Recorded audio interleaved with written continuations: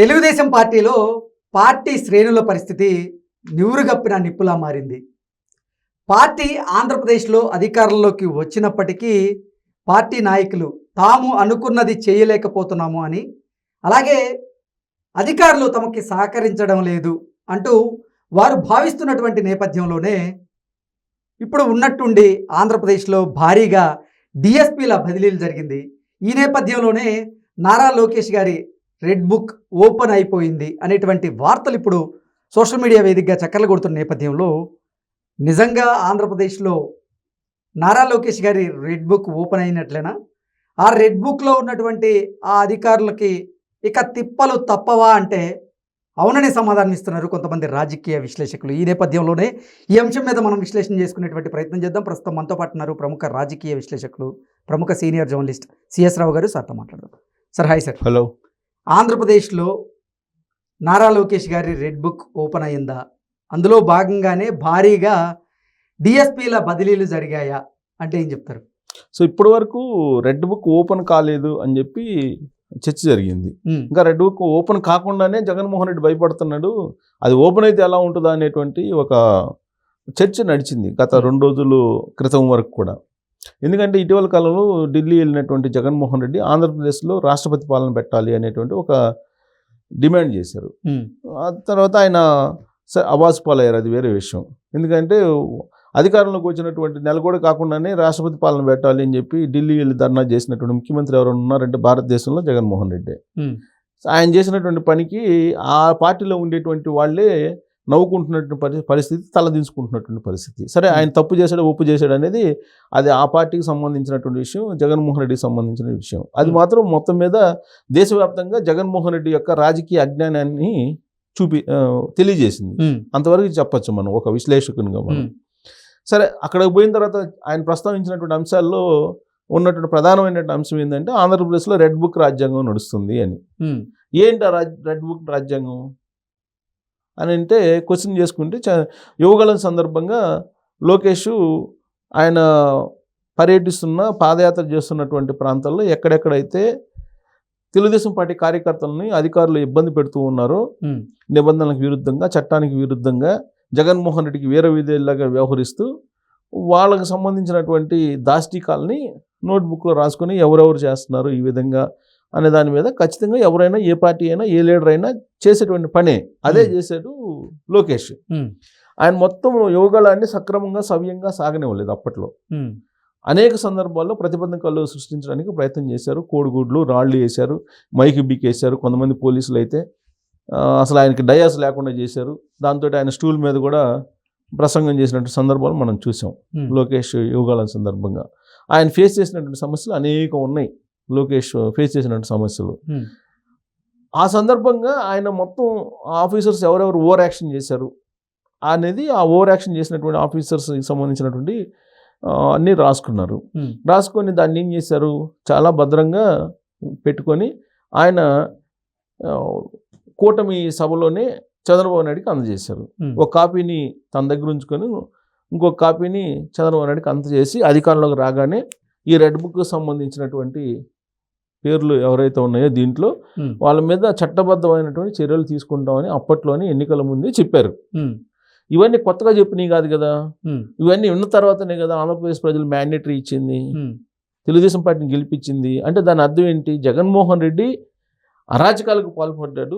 జగన్మోహన్ రెడ్డి వీర విధేయులు ఎవరైతే పోలీస్ డిపార్ట్మెంట్లో లేదా రెవెన్యూ డిపార్ట్మెంట్లో లేదా ఇతరతర డిపార్ట్మెంట్లో ఉన్నారో వాళ్ళు చట్టాన్ని ధిక్కరించి పనిచేశారు, కాబట్టి వాళ్ళని శిక్షించాల్సిందే అని చెప్పి చెబుతూ ప్రజాక్షేత్రంలో ప్రజలు ఇచ్చినటువంటి మ్యాండేటరీ ఎన్డీఏ కూటమికి 164 మంది ఎమ్మెల్యేలను ఇవ్వడం జరిగింది. ఇది మ్యాండేటరీ కదా. ఎలక్షన్ అయిపోయిన తర్వాత రెడ్ బుక్ నేను బయటికి తీయలేదు కదా. ఎలక్షన్ ముందే రెడ్ బుక్కి సంబంధించినట్టు వ్యవహారం నడిచింది. ఆ రెడ్ బుక్లో ఏమి ఉన్నాయో మొత్తం ఓపెన్ డయాస్లోనే చెప్పారు. అయినా కానీ దాని మీద వాళ్ళ కోర్టుకు వెళ్ళారు. ఇది వైఎస్ఆర్ కాంగ్రెస్ పార్టీ వాళ్ళు ఇప్పుడు ఆయన ఓడిపోయిన తర్వాత. సరే, కోర్టు ఆ రెడ్ బుక్ ఏంటి అనేది పరిశీలిస్తుందా? వీళ్ళు కోర్టుకి వేయటం తప్పితే ఇప్పుడు ప్రతిపక్ష హోదా ఇవ్వాలని చెప్పేసి కోర్టుకి వెళ్ళాడు జగన్మోహన్ రెడ్డి. అసలు లెజిస్లేషన్ పరిధిలో ఉండే అంశాన్ని కోర్టు ఎందుకు యాక్సెప్ట్ చేస్తుంది అనేది మినిమం రాజకీయ పరిజ్ఞానం ఉన్నటువంటి వాళ్ళు కానీ లేదంటే న్యాయ పరిజ్ఞానం ఉన్నటువంటి వాళ్ళు కానీ చెప్తారు. లెజిస్లేషన్ అంశాన్ని తీసుకెళ్లి కోర్టులో వేస్తే కోర్టు లెజిస్లేషన్కి స్పీకర్కి గైడెన్స్ ఇస్తుందా? జగన్మోహన్ రెడ్డికి ప్రతిపక్ష హోదా ఇవ్వండి ఒకవేళ ఇచ్చింది అనుకుందాం కొద్దిసేపు, ముఖ్యమంత్రి పదవి కావాలని వేస్తారు పిటిషన్. ముఖ్యమంత్రి పదవి ఇచ్చేసేయండి జగన్మోహన్ రెడ్డికి అని చెప్పి కోర్టు చెప్తే ఇచ్చేస్తారు ముఖ్యమంత్రి పదవి. కాదు కదా, సింపుల్ లాజిక్. అలానే రెడ్ బుక్ సంబంధించి కూడా ఆయన వేశారు. అయితే ప్రధానంగా ఇవన్నీ జరుగుతున్నటువంటి క్రమంలో తెలుగుదేశం పార్టీ క్యాడర్లో ఒక రకమైనటువంటి నైరాశ్యం అయితే ఉంది. తెలుగుదేశం పార్టీ అధికారంలోకి వచ్చింది, 164 స్థానాలతోటి అప్రతిహతమైనటువంటి గెలుపు. అది ఏ రాజకీయ పార్టీకి సాధ్యం కానటువంటి గెలుపు. అది కేవలం విపక్షంలో ఉండేటువంటి పార్టీకి 11 మంది ఎమ్మెల్యేలు మాత్రమే ఉన్నారు. ఈ విజయాన్ని అసలు అద్వితీయంగా మనం తీసుకోవచ్చు. అంటే అంత పెద్ద విజయాన్ని సాధించినటువంటి క్రమంలో ఎన్డీఏ కూటమిలో ఉండేటువంటి శ్రేణులు ఆనందం ఎలా ఉంటుంది, ఉత్సాహం ఎలా జరుపుకుంటారు? అసలు ఉప్పొంగినటువంటి ఉత్సాహం పొంగి పొరలాలి కదా. తొలి 2 రోజులు, తొలి వారం రోజులు అయితే కొంచెం ఉత్సాహం కనిపించింది, కొంచెం సంబరాలు చేసుకోవడం కనిపించింది. ఆ తర్వాత నీరు గారిపోయినటువంటి పరిస్థితి కనపడుతుంది.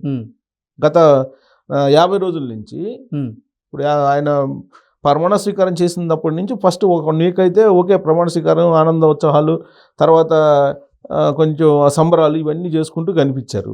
ఆ తర్వాత క్రమేణా తెలుగుదేశం పార్టీ క్యాడర్ నీరు గారిపోయి, తెలుగుదేశం పార్టీ లీడర్లు కూడా నీరు గారిపోయేటటువంటి పరిస్థితి ఏర్పడింది అనేది క్షేత్రస్థాయిలో ఉండేటువంటి వాళ్ళు ఎవరు స్పందించినా కానీ కొంచెం నైరాశ్యంగా స్పందిస్తున్నారు. దానికి కారణం ఏంటంటే ప్రజలు మ్యాండేటరీ దేనికైతే ఇచ్చారో దాన్ని రీచ్ కావడానికి చంద్రబాబు నాయుడు సహకరించట్లేదు అనేది. ఇప్పుడు అరాచక పాలన కొనసాగుతుంది, ఆ అరాచకవాదులన్నింటినీ కూడా కట్టడి చేయాలనే మ్యాండేటరీ అనేది తెలుగుదేశం పార్టీ క్యాడర్లో మెజారిటీ భావిస్తూ ఉంటుంది. సో దాన్ని ఆ దిశగా వెళ్ళటం లేదు ఈ ప్రభుత్వం. చంద్రబాబు నాయుడు ఏమీ చేయనివ్వట్లేదు, ప్రతీకారం తీర్చుకునివ్వట్లేదు అనేటువంటి ఒక కసి తెలుగుదేశం పార్టీలో ఉంది.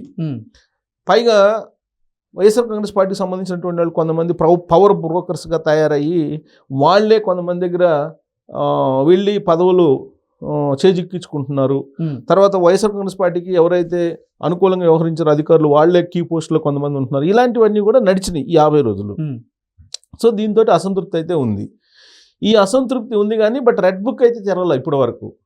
కానీ ఇప్పుడు లేటెస్ట్గా రెడ్ బుక్ తెరిచారు అని చెప్పేసి ఒక ప్రత్యక్ష ఉదాహరణ కనపడుతుంది. ఏంటంటే డిఎస్పీలో బదిలీలు. డిఎస్పీలో 96 మందిని బదిలీ చేశారు. 96 మందిని బదిలీ చేయడం అంటే రాష్ట్ర చరిత్రలో నాకు తెలిసినంత వరకు బహుశా పెద్ద ఎత్తున బదిలీ చేసినటువంటి కార్యక్రమం ఇదే అనుకుంటా. 96 మందిలో 57 మందిని పక్కన పెట్టేశారు. వాళ్ళందరినీ డీజీపీ ఆఫీసులో రిపోర్ట్ చేయమన్నారు. అంటే దాని అర్థం ఏంది, 57 మంది వైఎస్ఆర్ కాంగ్రెస్ పార్టీకి సంబంధించినటువంటి వీర విధేయులు, జగన్మోహన్ రెడ్డి వీర విధేయులు అనేటువంటి ఒక అనుమానంతో ఐడెంటిఫై చేసి వాళ్ళని పక్కన పెట్టారు. ఇప్పుడు తెలుగుదేశం పార్టీ క్యాడర్ లీడర్లు కోరుకుంది అదే కదా, క్యాడర్ కోరుకుంది అదే, ప్రజలు కోరుకుంది అదే ఎన్నికలప్పుడు.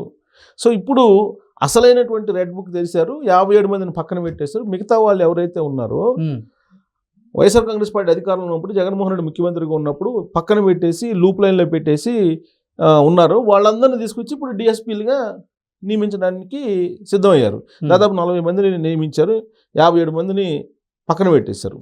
సో ఈ 57 మందిని ఎక్కడెక్కడ వేస్తారు, ఖచ్చితంగా లూప్ లైన్లో పంపిస్తారు.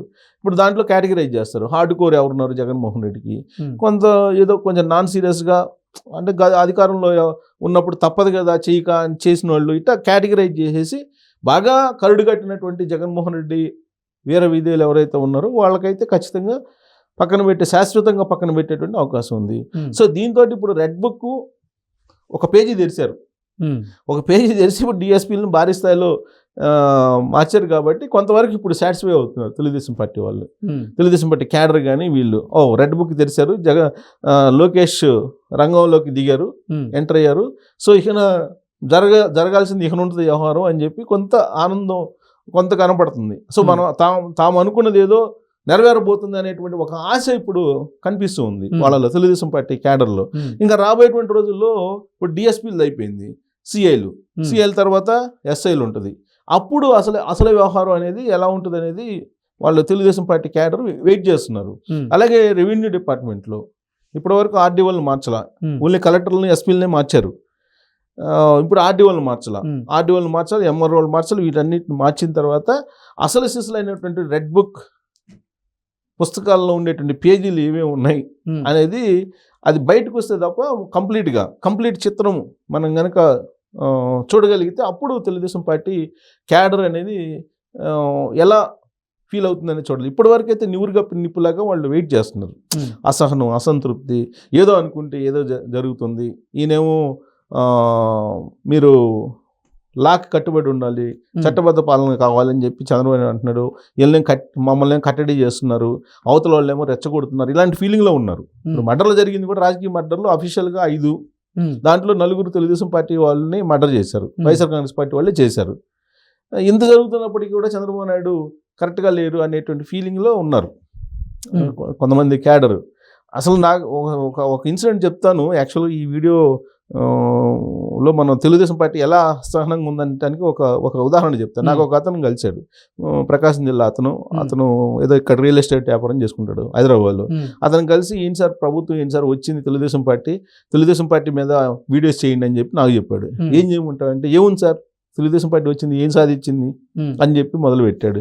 ఏమైందా, ఏం సాధించాలి, ఏముంది, బాగానే ఉంది కదా, ఇప్పుడు లా అండ్ ఆర్డర్ అంత కంట్రోల్లో ఉందంటే, కాదు సార్, ఒక్కసారి నాకు చంద్రబాబు నాయుడు అపాయింట్మెంట్ ఇప్పించండి మీరు, నేను కలుస్తాను అని అన్నాడు. కలిసి ఏం చెప్తావంటే, నీ పరిపాలన చేత కాదు, నువ్వు పక్కకు తప్పుకు అని చెప్తాను, అందుకోసం అపాయింట్మెంట్ ఇప్పి అని చెప్పి ఆయన అన్నాడు. ఆ వ్యాఖ్య అంటే నేను చెప్పాను అప్పుడు, కాదు భావోద్వేగాలు ఉన్నప్పుడు ఆయన కూడా స్పీడ్గా వెళ్తే మీ అందరినీ కట్టడి చేయలేరు, అప్పుడు అల్టిమేట్గా ఏమవుతుంది అంటే సమాజంలో అన్రెస్ట్ వస్తుంది, అది రావాలని కాదు కదా ప్రజలు కోరుకునేది, అర్థం చేసుకోవాలి మీరు అని చెప్పి నేను చెప్పాను. అంటే వాళ్ళ యొక్క భావోద్వేగాలు ఆ విధంగా ఉన్నాయి, తెలుగుదేశం పార్టీ క్యాడర్ భావోద్వేగాలు.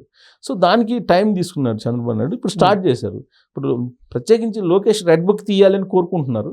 ఇప్పుడు తెరిచారు, ఫస్ట్ పేజీ తెరిచినట్టున్నారు. ఇంకా లోపల పేజీలు కనుక మొత్తం ఓపెన్ చేస్తే అప్పుడు మొత్తం ప్రక్షాళన ఏ విధంగా ఉంటుంది అనేది మనం చూడొచ్చు. Okay sir.